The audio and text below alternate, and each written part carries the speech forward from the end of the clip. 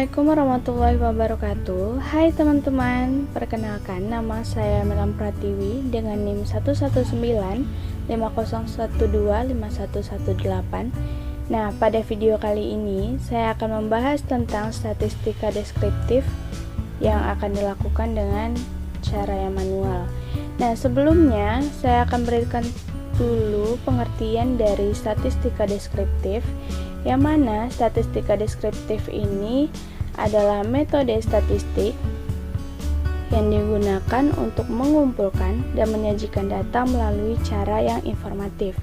Nah, di sini saya akan melakukan atau menyelesaikan sebuah kasus dari contoh yang akan saya berikan nanti. Nah, saya akan menyelesaikan dengan cara yang manual. Nah, contohnya berikut merupakan data mengenai mahasiswa setiap jurusan pada Fakultas Tarbiyah sebuah universitas Islam di Indonesia. Nah, di sini tuh ada nama program studi, ada jumlah mahasiswanya dan pada tahun 2019. Nah, program studinya itu ada pendidikan geografi dengan jumlah mahasiswanya 220 orang. Ada kimia dengan jumlah mahasiswa 280, ekonomi dengan jumlah mahasiswanya 400, agama Islam dengan jumlah mahasiswanya 500, matematika dengan jumlah mahasiswanya 400, bahasa Inggris dengan jumlah mahasiswanya 300, bahasa Arab dengan jumlah mahasiswanya 320. Nah, ini data yang sangat-sangat simple dan ini kita lakukan secara manual. Kita akan menyelesaikannya dengan cara manual. Sebelumnya, kita di sini pada statistika deskriptif kita dituntut untuk mencari min, median, modus kuartil pertama dan kuartil ketiga. Lalu disuruh untuk menghitung distribusi miring atau square. Nah, penyelesaiannya untuk yang pertama itu kita harus mengurutkan dahulu variabelnya dan jumlah mahasiswanya. Nah, maksudnya di sini kita urutkan jumlah mahasiswa pada tahun 2019 tadi dari jumlah mahasiswa yang paling kecil ke jumlah mahasiswa yang paling besar. Nah, tadi itu sudah ada pendidikan geografi, kimia, ekonomi, agama Islam, matematika, bahasa Inggris, bahasa Arab. Nah, jumlahnya ada 220, 280, 400, 500, 400, 300 dan 320. Nah, di sini kita akan mengurutkan yang pertama itu yang paling kecil adalah 220, ada 280, ada 300, 320, 400, 400 dan 500. Jadi kita akan buat dari yang paling terkecil yaitu 220, 280, 300 sampai yang ke-7 atau variabel ke-7 itu ada 500. Nah, di sini kita akan mencari nilai min, median, dan modus. Yang mana yang pertama kita cari nilai min dengan rumus jumlah seluruh nilai dari yang pertama sampai nilai ke n. Nilai yang pertama dijumlahkan sampai nilai ke n dibagi dengan nilai n. N ini adalah jumlah variabelnya. Jadi kalau di sini itu ada 7 dan bisa aja di setiap variabel itu, di setiap soal variabelnya ada bermacam-macam. Ada yang hanya sampai 4, ada yang hanya sampai 2 bahkan, dan di sini ada 7. Nah, atau kita bisa juga cari dengan cara menjumlahkan. Menjumlahkan saja seluruhnya dengan misalnya nilai variabel pertama ditambah variabel kedua Nih, X1 ditambah X2, X ini adalah variabelnya, ditambah X3, X4 seterusnya sampai Xn. Nah, kebetulan di sini Xn atau variabelnya itu ada 7. Nah, dibagi, jangan lupa ini tetap dibagi dengan n atau jumlah variabel. Nah, kita masukkan saja langsung nilainya sama dengan 220 ditambah 280 ditambah 300 ditambah 320 ditambah 400 ditambah 400 ditambah 500 dibagi dengan n itu adalah apa tadi? Jumlah variabel. Nah, jumlah variabel di sini ada sampai 7, jadi n-nya kita buat 7. Nah, 220 ditambah 280 dan seterusnya ini kita jumlahkan, maka kita akan mendapatkan hasilnya 2420 dibagi 7, itu hasilnya adalah 345,71. Nah, 345,71 ini adalah bilangan berkoma. Jadi kalau kita menggunakan angka ini, mungkin nanti jawabannya akan menjadi lebih rumit untuk dicari. Jadi saya memutuskan di sini untuk membulatkan menjadi 346. Kenapa 346? Karena di sini poinnya adalah 45. Kalau 5 ke atas itu dibulatkan menjadi ke atas, kalau 45 ke bawah itu akan dibulatkan ke bawah. Nah, maka kita mendapatkan nilai minnya di sini adalah 346. Yang kedua, kita mencari nilai median. Nah, nilai median ini cara mencarinya adalah median sama dengan nilai n atau variabel ditambah 1 dibagi 2. Nah, n-nya di sini kita sudah tahu ada 7, berarti kita masukkan 7 ditambah 1 dibagi 2. 7 ditambah 1 adalah 8, dibagi 2 sama dengan 4. Tapi ini maksudnya bukan nilainya yang 4, tetapi variabel keempat itu adalah jawabannya. Misalnya pada variabel keempat poinnya atau jumlah mahasiswanya adalah 320, maka mediannya adalah 320. Nah, kita sudah mendapatkan dua, yaitu min dan median, yang mana minnya itu 346, mediannya 320.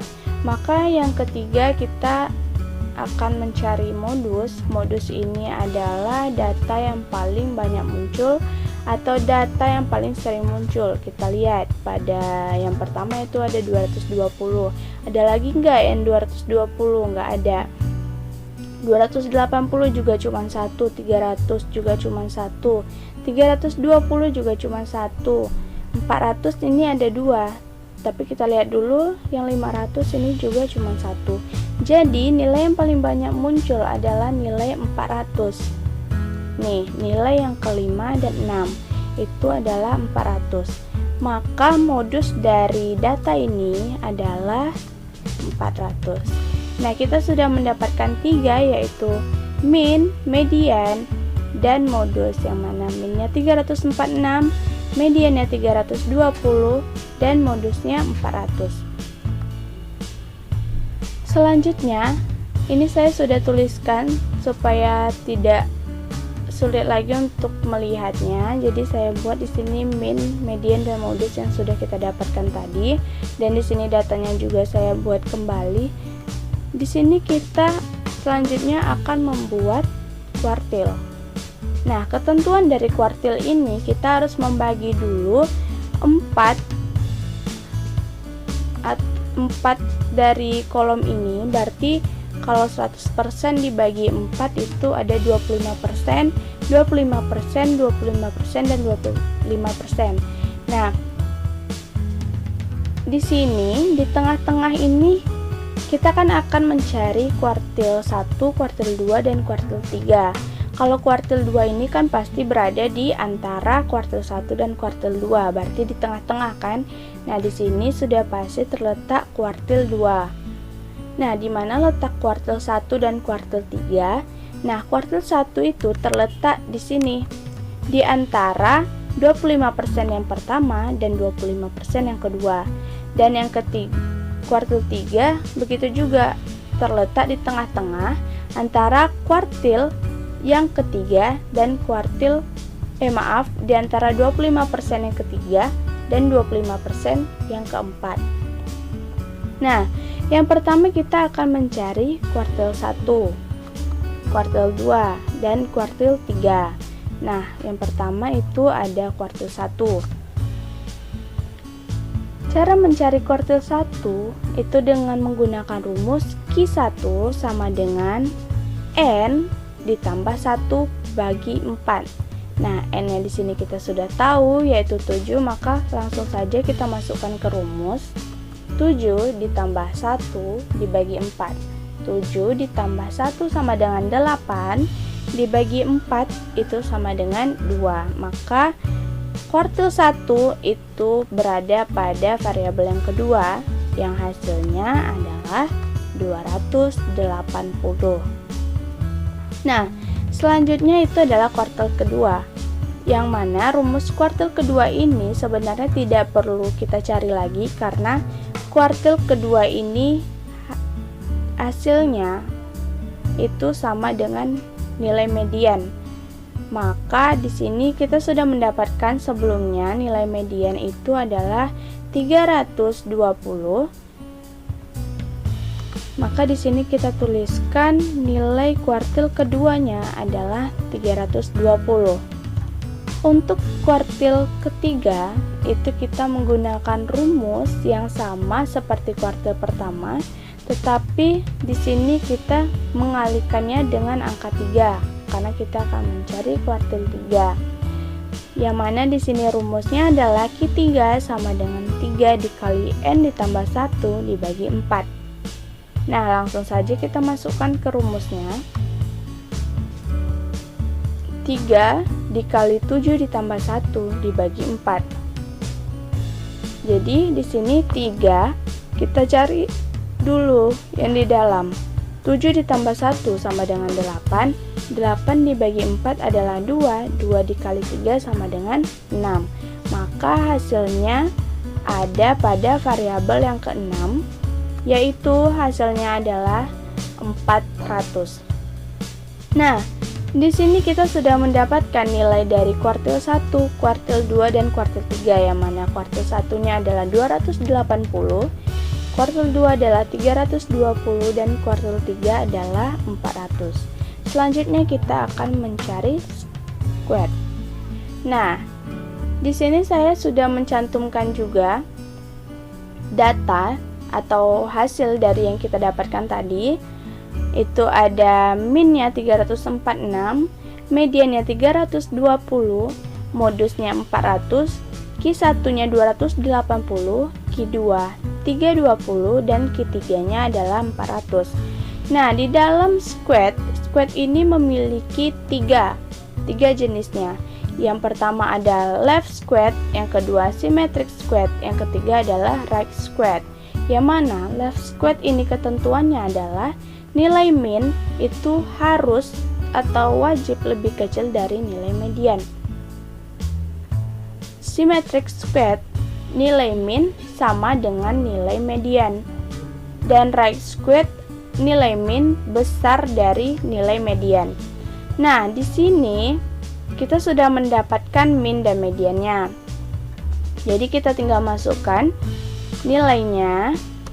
Minnya itu 346 dan mediannya adalah 320. Otomatis nilai min pasti lebih besar daripada nilai median. Maka ini kita lihat di mana letak kesamaannya. Ya, apakah dia masuk left square, symmetric square, atau right square. Nah, karena posisinya di sini minnya lebih besar daripada median, maka ini termasuk dengan right square. Maka 346 besar dari 320 atau data ini adalah termasuk dari right square. Baiklah, sekian yang dapat saya sampaikan. Semoga penjelasan ini bermanfaat untuk teman-teman semua. Jangan lupa like, subscribe, dan komen di video kali ini. Terima kasih. Assalamualaikum warahmatullahi wabarakatuh.